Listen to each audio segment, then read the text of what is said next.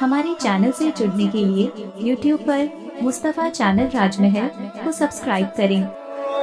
नबी सल्लल्लाहु ताला अलैहि वसल्लमेर एकजन साहाबा नाम हलो আবু লুবাবা বেরাদার নবীর কাছে বসেছিলেন।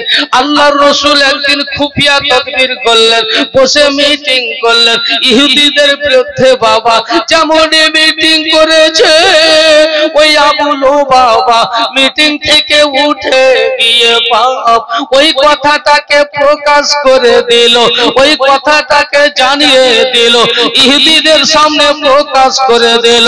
আর যেমনই ওই গুপ্ত মিটিং এর কথাটা রাসূলুল্লাহর কথাটা প্রকাশ করে দিলেন, আল্লাহ পাকের কোরআন নাজিল হয়ে গেল। আর যেমনই কোরআন নাজিল হলো বাবা জিবরাইল এসে রাসূলুল্লাহকে বলে দিলেন, আর যেমনই বলা হয়েছে আবু লুবাবা জানতে পেরে নিল, আল্লাহ আমি যে নবীর কথাটা প্রকাশ করে দিলাম, আমি যে জানিয়ে দিলাম আল্লাহর কোরআন নাজিল হয়ে গেছে, আমার উপরে বালা হয়ে যাবে, বালা চলে আসবে। এই জন্য বাবা ভুল বুঝতে পেরে কি করলো সেই বাবা জানে, ভুল বুঝতে পেরে বাবা রশ্মি সঙ্গে নিলে আমাদের ট্রাক্টরে বাবা বড় বড় গাড়িতে রশ্মি থাকে, রশ্মি সঙ্গে নিলেন, বিবিকে সঙ্গে নিলেন, মসজিদে নববীর ভিতরে চলে গেলেন। মসজিদে নববীর গেটের সামনে একটা পায়াতে আবু লুবাবার হাতকে পাওকে দেহকে পাপ মসজিদে নববীর পায়ার সঙ্গে বিবি আবু লুবাবার বিবি স্বামীকে বেঁধে দিলেন। বা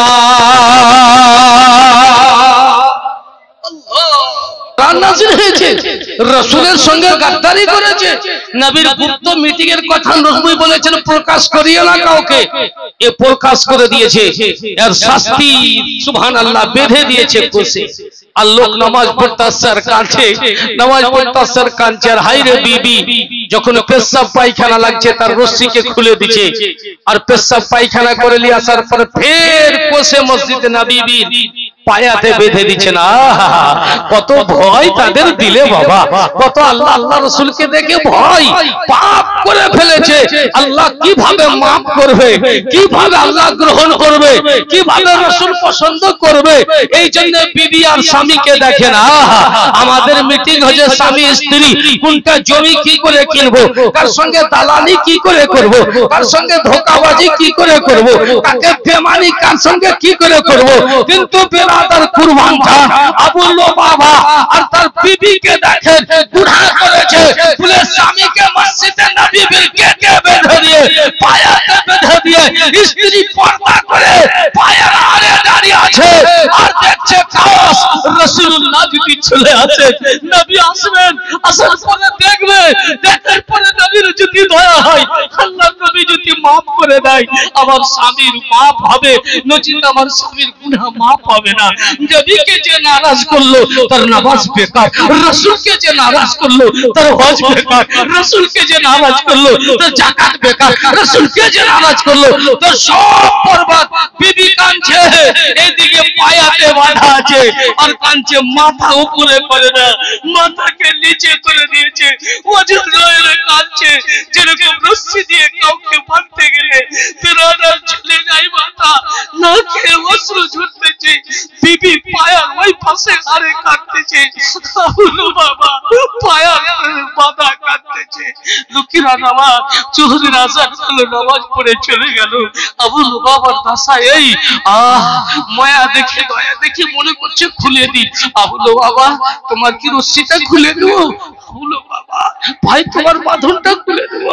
আবু লুবাবা বলছেন না না, আমি একজন পাপী, আমি একজন গুনাহগার, আমি একজন এমন পাপী, আমার রশ্মি তোমরা খুলে পাপ নিও না, আমাকে টাচ করে তোমরা পাপ নিও না, আমার রশ্মি খুলিও না, আমার রশ্মি খুলবে নবী মুহাম্মদ, জোরে বলুন সুবহানাল্লাহ, আমার রাসূল রশ্মি খুলবে।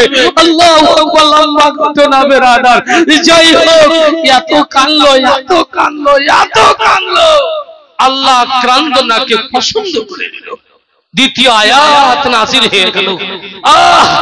আল্লাহ তার জীবনের গুনাহ maaf করে দিল, এলান হয়ে গেল। সাহাবীরা বলে সাবুল বাবা মারহাবা, তোমার জীবনের গুনাহ আল্লাহ maaf করে দিয়েছে, কোরআন নাযিল হয়ে গেছে। রাসূলুল্লাহর পাশে বসেছিলাম, জিবরাইল এসে নবীর সঙ্গে কথা বললেন, আপনার গুনাহ maaf। বলে আমি শুনতে চাই না। ও সাথী এসে বলছে আপনার গুনাহ maaf। বলে আমি শুনতে চাই না ভাই। ওই সাথী বলছে তোমার গুনাহ maaf। বলে আমি শুনতে চাই না। বলে রশিটা খুলে দিবেন না, আমার নবী খুলবে। আল্লাহর নবী রশিতে নবী দিতে আসলেন, রাসূলুল্লাহ দেখছেন মুচকি হাসি হাসছেন।